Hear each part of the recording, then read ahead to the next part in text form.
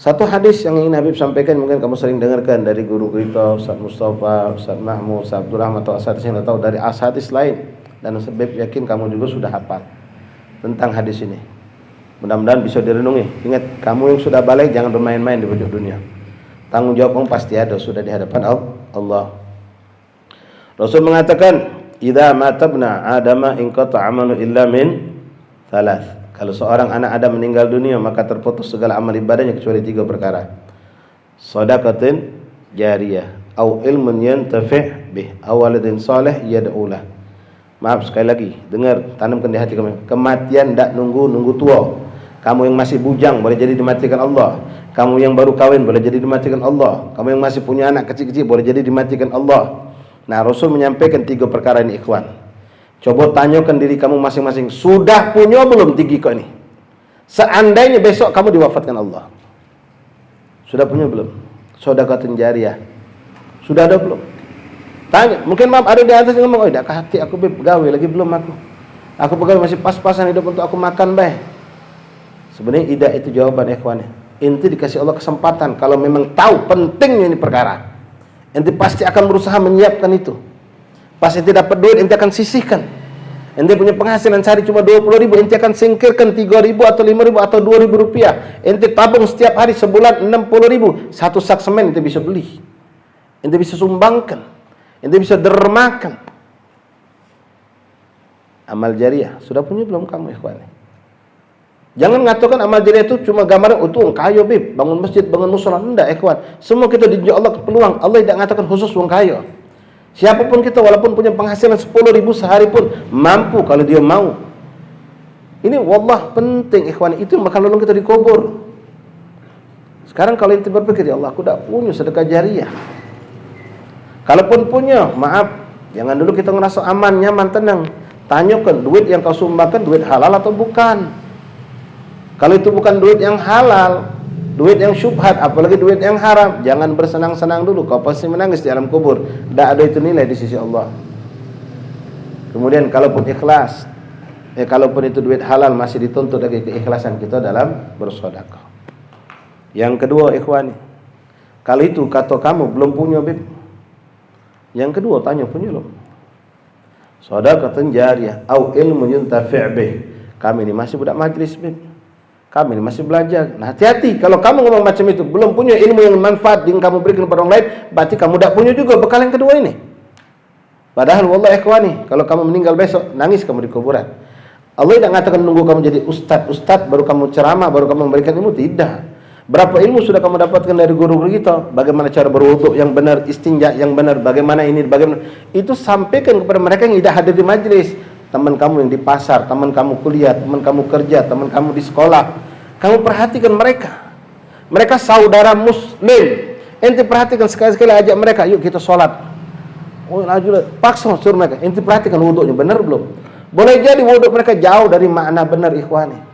Kamu sudah paham, bertahun-tahun duduk di majlis, bukan di majlis yang kita ada di sini, di mana tempat, bahkan sebagian ikhwan datang ke majlis Habib, Ustaz Fulan, sampaikan ilmu itu.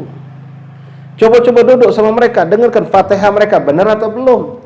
Kamu ini pastikan Fatihah kamu benar, karena Fatihah kalau salah dalam salat, tidak sah salat kita. Inilah pentingnya belajar di majlis. Belajar bagaimana istinja, bagaimana mandi wajib, bagaimana salat yang benar, bagaimana ucapan tahiyat yang benar. Itu teman-teman kita, ikhwan, yang duduk sama kamu di SMP, di SMA, di kuliah, di toko, di pasar, di gudang, di pabrik, itu mungkin banyak sekali yang mereka tidak benar sholatnya. Nah, apa yang kamu dapat dari majelis? Tidak nunggu dipanggil ustaz, tidak nunggu duduk di majelis jadi imam, jadi ustaz. Apa yang bisa kita sampaikan, sampaikan. Mulai perhatikan dari orang yang ada di sekitar kita, anak istri kita, saudara kita, sepupu kita, keponakan kita, jiran tetangga kita. Berapa banyak ikhwani, kamu punya majlis di masjid kan? Coba kamu perhatikan beberapa orang di satu, mereka yang sholatnya jauh dari makna sah, jauh dari makna sah, tidak ngerti mereka. Nah, itu yang kedua, harus ada, tanyakan. Kalau yang pertama tadi tidak ada, yang kedua juga tidak ada, tinggal yang ketiga. Nah, lalu yang ketiga ini awaladun saleh ya, Kalau maaf ya, kita yang muda-muda nih, yang belum kawin terutama, atau sudah kawin, maaf belum punya anak, atau sudah punya anak masih kecil-kecil. Kalau seandainya besok kita diwafatkan Allah, sudah ada belum yang doa ke kita? Sudah ada belum? Sekarang kalau tidak ada, tiga-tiga ini tidak ada kita miliki, lalu apa yang bakal menyelamatkan kita di alam kubur? Kalau tidak, saat inilah kita harus berbekal. Maka saat ini kita harus berbekal. Perbanyaklah ibadah untuk diri kita sendiri.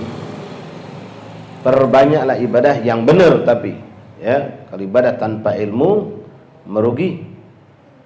Kalau sekedar rugi tidak dapat pahala, lemah ya kawan.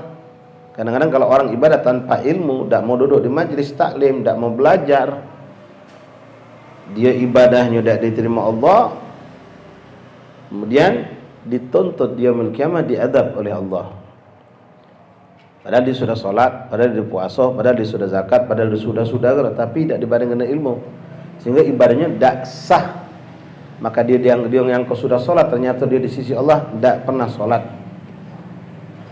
Dia yaumul qiyamah, orang yang tidak pernah sholat, apa yang diberikan Allah? Azab. Dia mengeluarkan zakat, tapi salah caranya, diazab. Rugi di dunia, rugi di akhirat. Na'udzubillah min dzalik. Nah, ma'asyiral syabab, adik-adik yang kita masih mudah-mudahan ya Rabb dipanjangkan umur Allah, ya, diberikan Allah umur yang panjang. Manfaatkan masa muda kamu untuk semangat menggali ilmu, duduk dengan asatidz, duduk di majlis, dan amalkan. Itu yang terpenting. Amalkan dan berusaha membagi. Kan banyak jalan, lewat medsos bisa berbagi ilmu. Apa yang kamu dengar daripada ceramah-ceramah asatidz kita, guru-guru kita, tapi yang benar, ya. Ngedit kadang-kadang motong ceramah ustadz, salah potong, akhirnya jadi fitnah malah. Benar-benar hati-hati, sebarkan nasihat-nasihat guru atau kita dapatkan dari ceramah asatidz yang lain, yang indah, yang kita yakin ini bermanfaat untuk teman kita, share. Mudah-mudahan menjadi amal jariyahnya kita.